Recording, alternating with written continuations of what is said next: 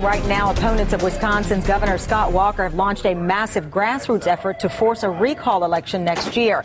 More than 100 events are planned across that state as supporters try to collect more than 500,000 signatures by mid-January to unseat the Republican. Walker lost favor in his state after pushing a controversial measure to strip public workers, union workers, of nearly all of their collective bargaining rights. That measure later passed.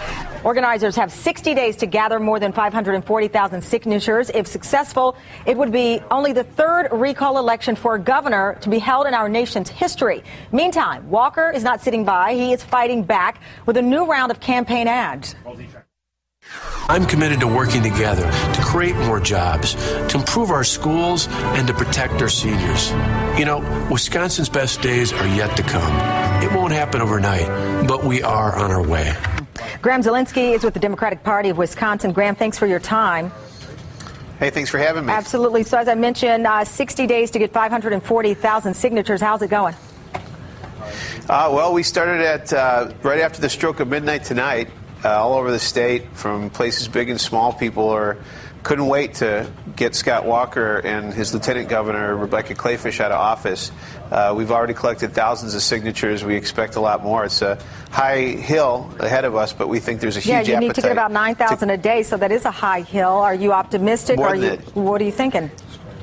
Yeah, absolutely. What Scott Walker's done to Wisconsin and the way he's got his hand out to these corporate special interests that are funding him has really created a huge grassroots movement here. It's not just Democrats. Plenty of Republicans, independents, a big group called United Wisconsin, 70 other grassroots groups have all gotten together to do this. This is an incredible coalition that Scott Walker has formed because people understand what's at stake, and that's the Wisconsin that we know and love. You have a number of organizations who are, I guess, united on this, but as we played in that TV ad, Governor Walker has his own defense, a wall that at least he's trying to put up here. We know the Republicans still control the state house there as well. This is going to be a tough effort if you are not successful. The nation is watching here. We know unions are involved in this. This could be a big showing for Democrats or a big failure.